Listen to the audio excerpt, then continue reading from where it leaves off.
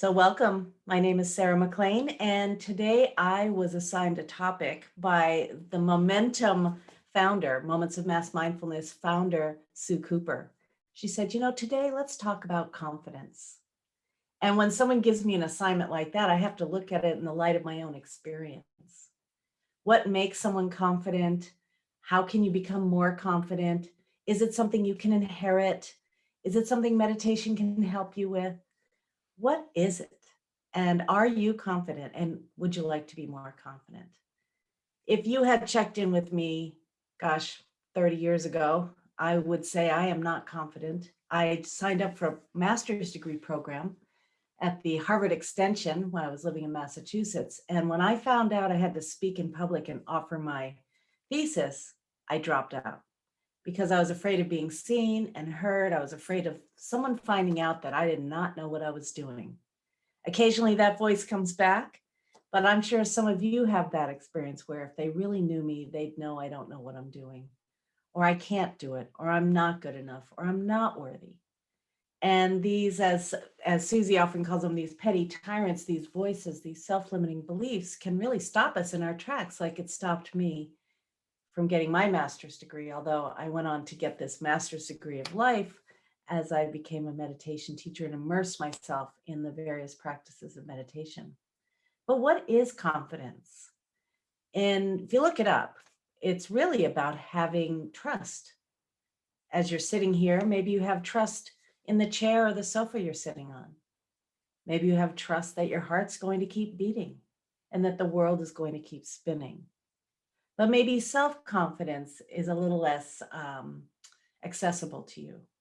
Maybe you're not sure you're comfortable in your own skin, or maybe there's some times that you've stopped going for your dream because you are unsure. So how can we develop more confidence or self-confidence? And how can meditation and mindfulness help? Well, that was my assignment, and I can tell you that I wrote a book. And this is an old version of it because it's coming out again. It's called Soul Centered, and I wrote this book because what I recognized is when I outsource my sense of confidence to other people, depending on how they see me or what they like about me or how they view me or whether they think I'm worthy. When I do that, and when you do that, it's a very unstable way to live. When you're outsourcing your sense of self and your sense of trust in yourself, it's very unstable. And this is where mindfulness really comes in and meditation really comes in, is to become much more aware of how you find confidence, how maybe it's taken away from you by your own interior dialogue, and then how to develop it. So, is confidence inherited? The answer is no. The answer is no. So everybody's given the same sort of potential to be confident. You're given the same potential as I am to be confident. And I can tell you I wasn't confident for many, many years. And so how did I get to the point where now I can sit here and teach without giving in or giving way to some of those voices? I'm not lovable, I'm too fat, I'm too ugly, I don't know what I'm doing, they'll find out, all of that.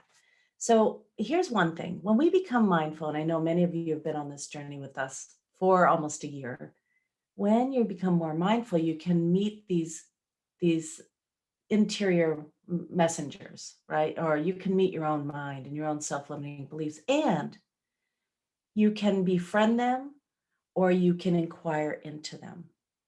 So today, what I'd like to do is talk to you just briefly about the three kinds of business that really helped me figure out how to be more confident. And then secondly, I want to take us into a meditation so that we can find some personal affirmations by looking deeply at our limiting beliefs. So first, I studied with a woman named Byron Katie. Some of you know her. She has a school for the work of Byron Katie. And not only did I study with her, I became the director of her schools. And I traveled around Europe and the United States and sat right up front. I wrote all the curriculum for her. Well, I helped her write the curriculum. And we would talk about various ways to tame those beliefs that we had that were causing us the suffering, causing us to stop going for what we believe. And the first thing she said that really struck home with me is that there are three kinds of business.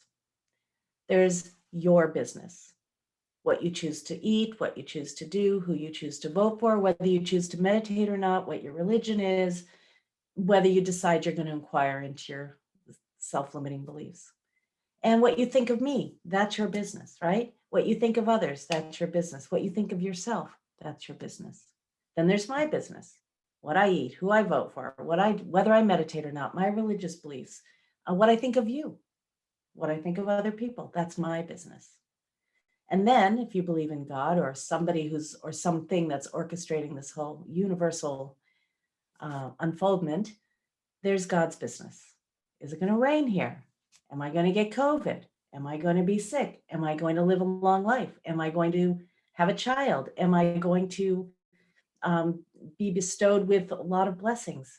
That may not be your business. That may be that universal intelligence business.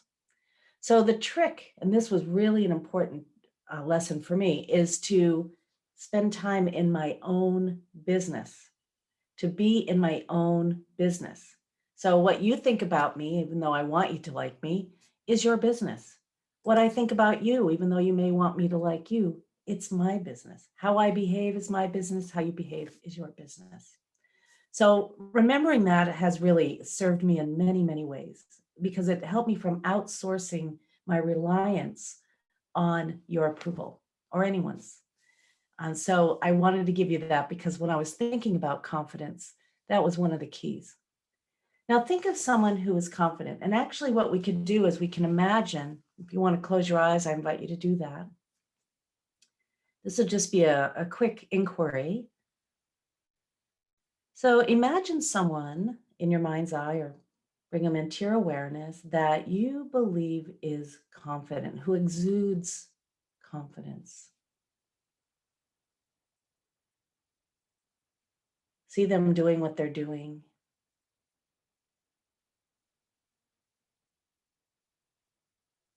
What is it that gives them this power to show up as they are?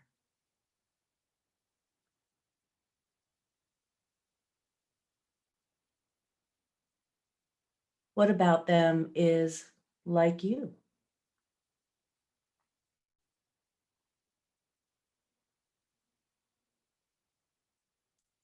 And what do they have that you believe you don't have?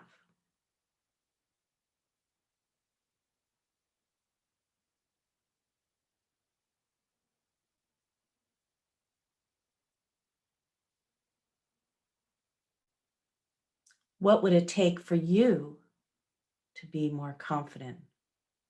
What quality might it take for you to be more confident?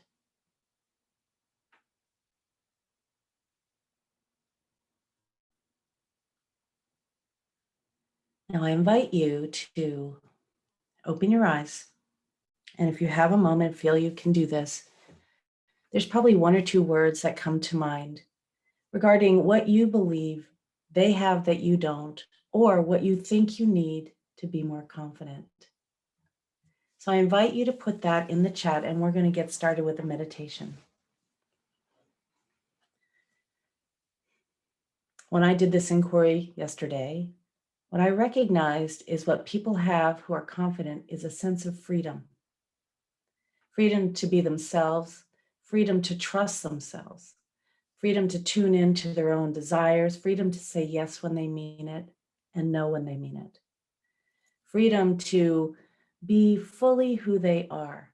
And that freedom comes from, in my experience, meditation and unhooking ourselves from those beliefs that hold us back, that contract. Sometimes we talk about expansion, how you feel after meditation, and then that contraction when stress arises and the stressful thoughts. So we'll start with mindfulness. Some of you have been doing this with me for a while. We'll start with mindfulness and then we'll go into a self-inquiry and then affirmation practice. As always, you can keep your eyes closed, or if there gets to be a point in this practice that gets to be difficult, I invite you to tune into something that's really stable for you, whether it's your breath or your body, or simply open your eyes and look around your room. Now, it's important to recognize your mind might wander and to come back again and again to the practice, if you care to, and to be kind to yourself through this entire practice. We'll be meditating for about 20 minutes, and I will be keeping track of the time. So how should you sit? Comfortably. Closing your eyes if you like, or gazing softly toward your hands or down towards the floor. And get comfortable where you are right now.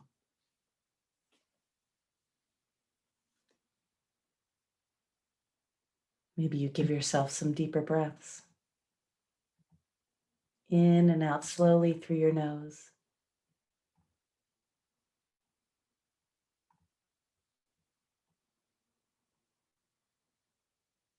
Letting your whole body settle into this moment.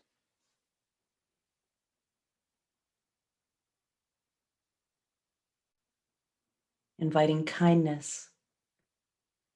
Inviting curiosity.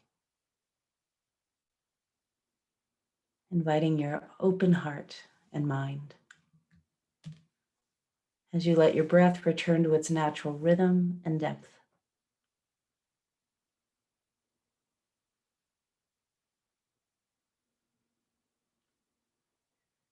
Let's begin by practicing welcoming everything.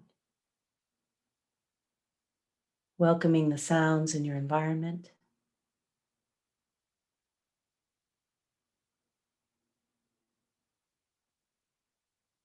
Welcoming the emotions that might be present.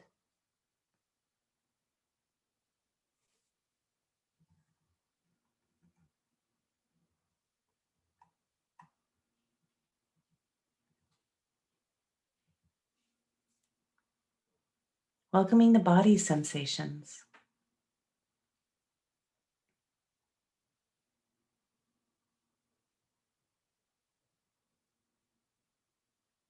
Whether you notice the way you're supported by the floor underneath you or the seat underneath you,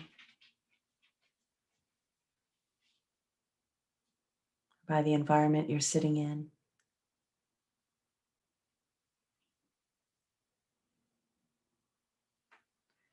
Welcoming all sensations, the coolness and the warmth, the lightness and the heaviness,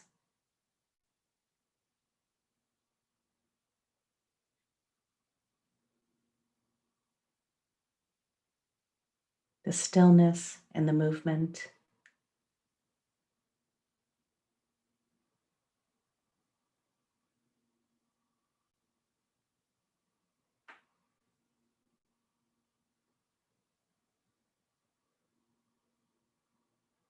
And tuning into the breath.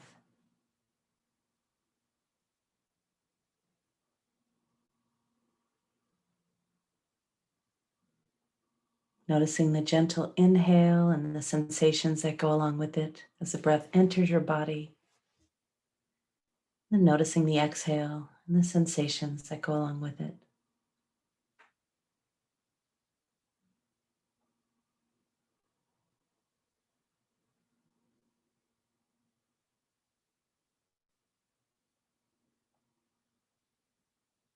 Inviting mindfulness of the breath and the pauses between each breath.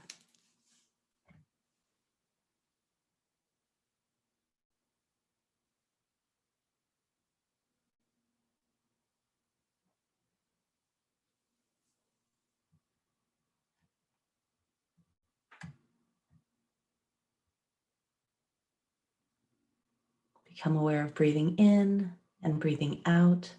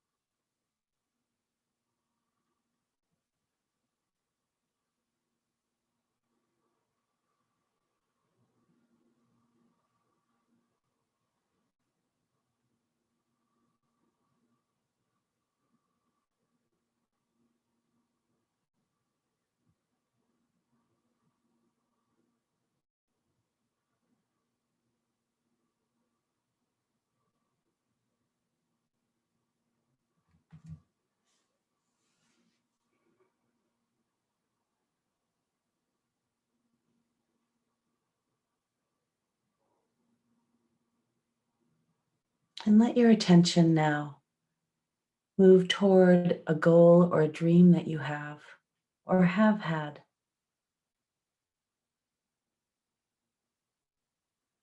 Whether it's a dream you have for today, for the rest of your life, whether it's a goal you have for the world or for your body or your mind or your heart.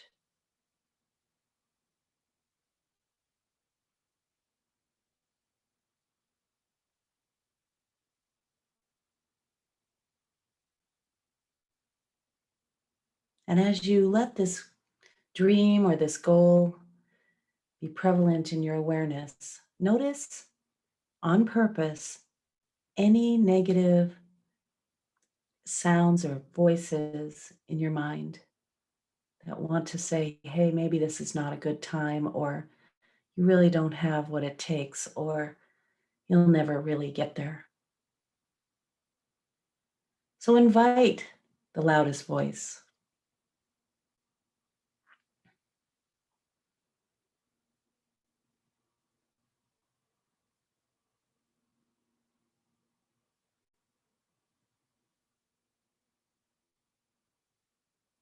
See if you can hold that dream and the voice in the same space.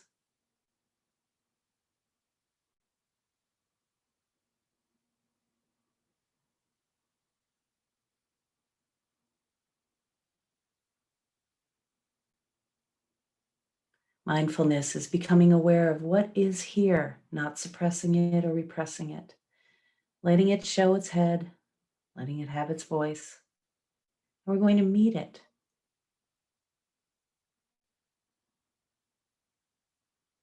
Letting your dream fade in the background. Let's ask this voice to come up with one thought, one statement that is really in your way of getting what you need or want. I should, or I shouldn't, I can't, or I couldn't, I won't, or I wouldn't.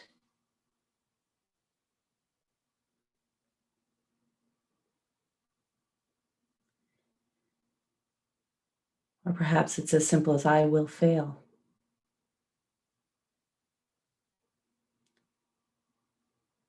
So as you invite that one sentence,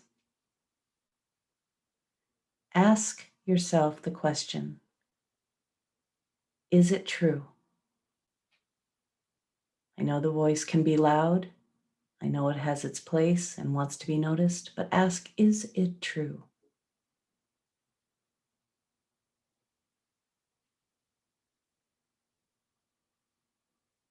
Can I absolutely know that it's true?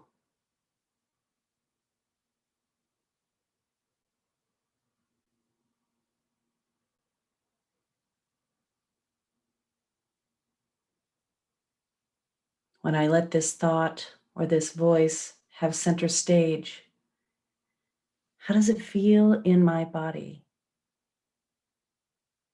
Ask yourself, how does this feel in my body? And where do I feel it?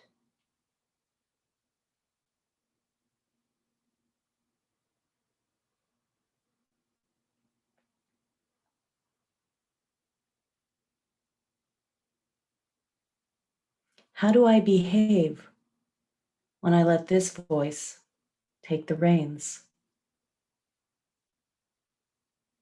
How do I treat myself?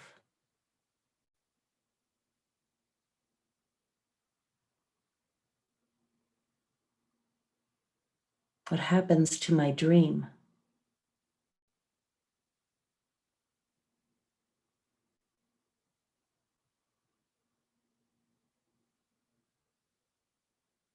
What choices do I make when I believe this thought?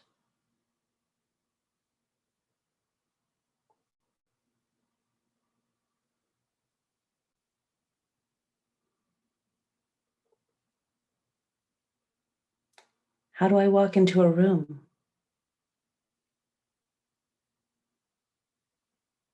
How do I show up for my life?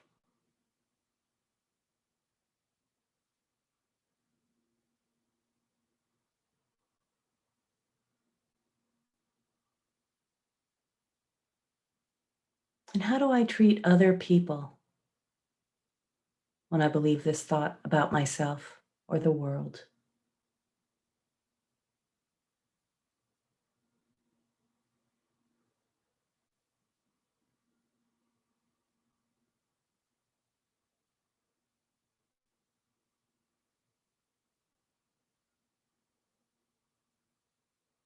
And now, imagine that you cannot have this thought, that you are no longer even able to have this thought.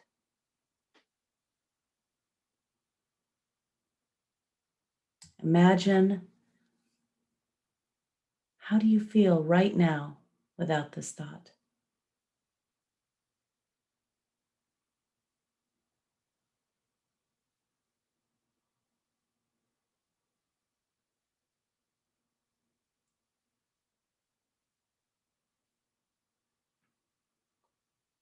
How do you feel without the limits?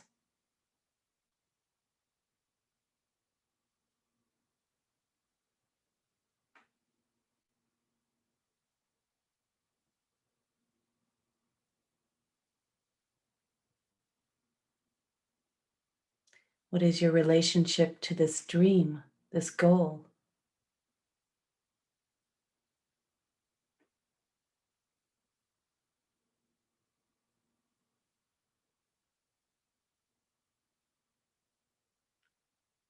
Sometimes, in the light of awareness, the thought comes back. Ask yourself, can I absolutely know it's true? Who would I be without this thought?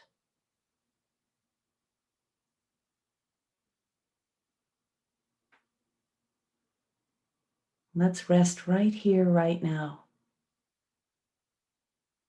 in this spaciousness and this freedom. Who would I be without those self limiting beliefs? Who am I?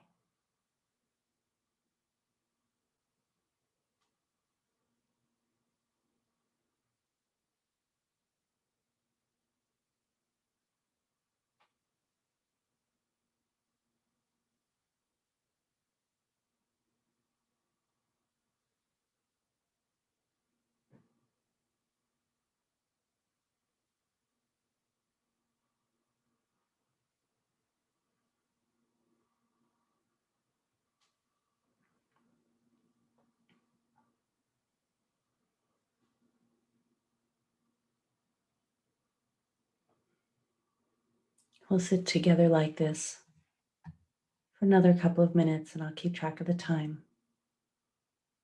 Resting as you are,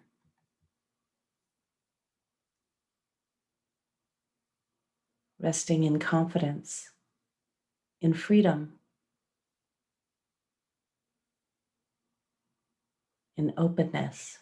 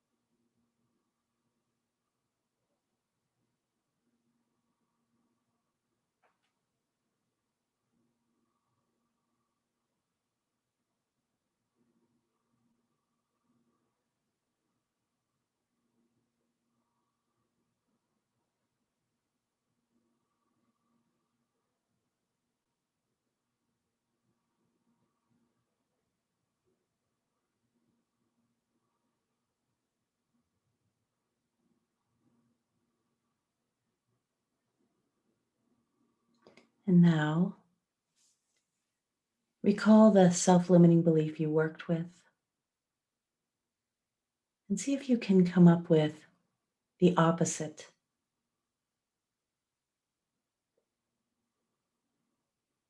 If it was, I don't have what it takes, I do have what it takes.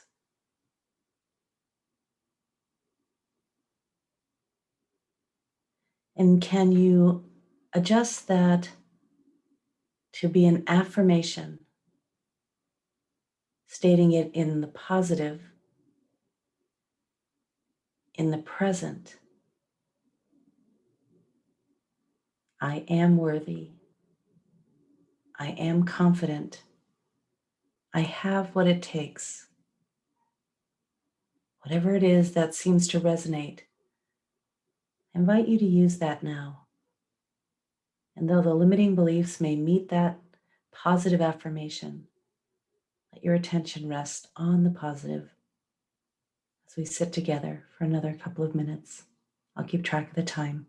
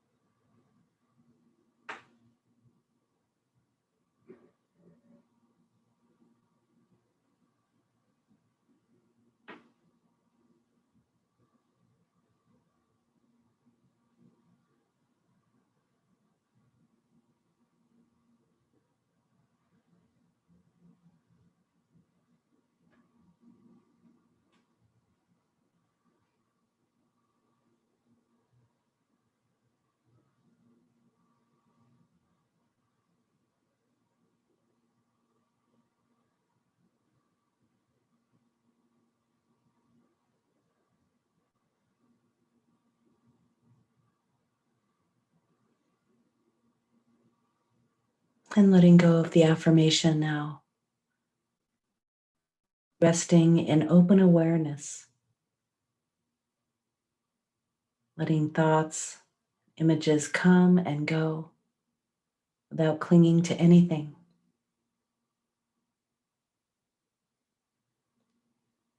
Resting in existence.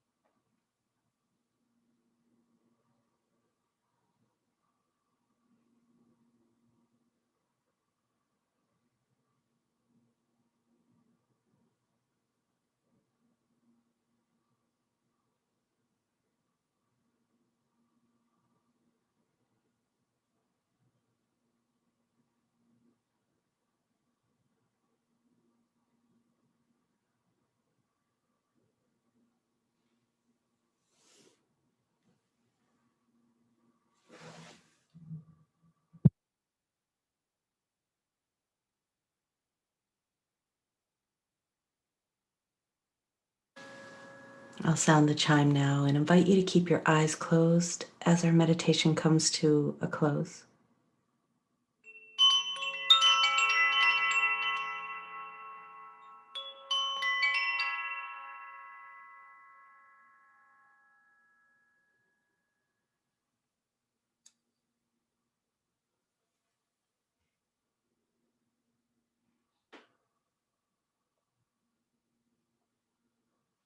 Resting in the stillness, becoming a little more aware of the sounds in the environment,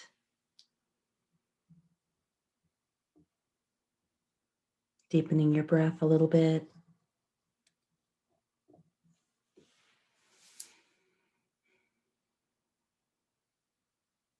Wiggling your fingers and your toes.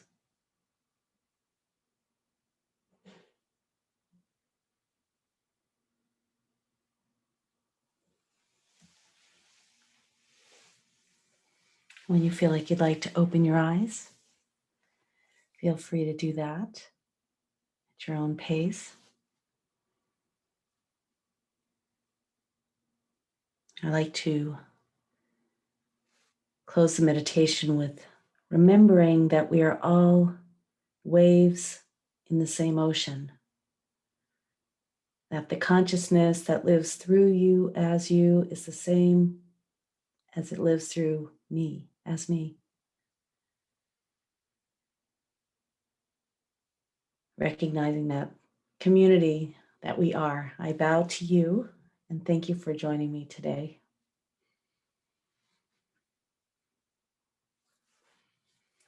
So I'd love to hear how that practice went, which is based on the work of Byron Katie. It's called The Work. If you want to find out more, it's thework.org. And Katie does free programs around that. It works for many of us. It doesn't work for all of us.